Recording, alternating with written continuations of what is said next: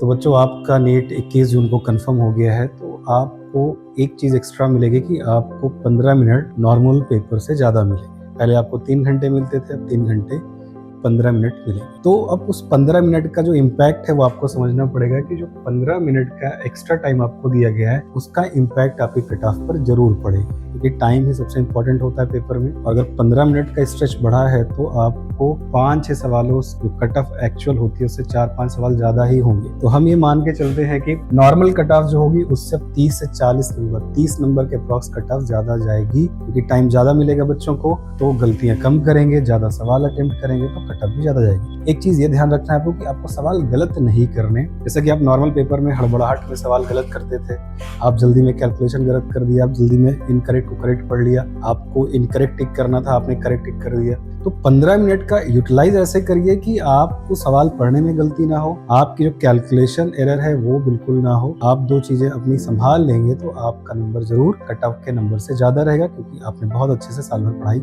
दूसरी बात, पेपर का टाइप क्या होगा। बहुत बातें हो रही है कि पेपर कैसे बनेगा, इजी होगा, मॉडरेट होगा, क्या होगा। देखो, टाइम का पेपर के टाइप से कोई रिलेशन नहीं। पहली चीज ये समझिए कि जैसा भी पेपर होगा, पेपर टफ हो, इजी हो, मॉडरेट हो, 80% क्वेश्चंस जो बनते हैं पेपर में वो इजी टू मॉडरेट होते हैं, आपके PYQ बेस्ड होते हैं, और वही पेपर होता है जैसे पहले सालों में पेपर बना था। 20% पेपर ऐसा होता है जिसका प्रेडिक्शन हम नहीं कर सकते, कुछ नए सवाल होंगे, कुछ फिजिक्स में शायद टफ सवाल आ जाए, लेकिन वो बहुत मैटर नहीं करता कि 4 सवाल फिजिक्स के बहुत टफ आ गए तो वो आपके सिलेक्शन को रोक देगा। आपका सिलेक्शन आपके बल्क से होता है, तो आप जब भी स्टडी करिए आप अपने 80% को जरूर फोकस करिए। कुछ बच्चे क्या करते हैं, टफ पर ज्यादा फोकस कर देते हैं, ये बिल्कुल सही तरीका नहीं है बेटा। आप इस पर फोकस करिए कि 80% आपका बल्क क्या है जो आपको सिलेक्ट करवाएगा। और दूसरा, आप मेंस के जो नीट लेवल के क्वेश्चन है वो जरूर अटेम्प्ट कर लीजिए इन दिनों में, कि बहुत चांसेस रहते हैं जब पेपर थोड़ा सा भी टफ होगा तो मेंस के सवाल को इंक्लूड कर देंगे। तो आई होप आपको ये इन्फॉर्मेशन अच्छी लगी होगी। अच्छी लगी है तो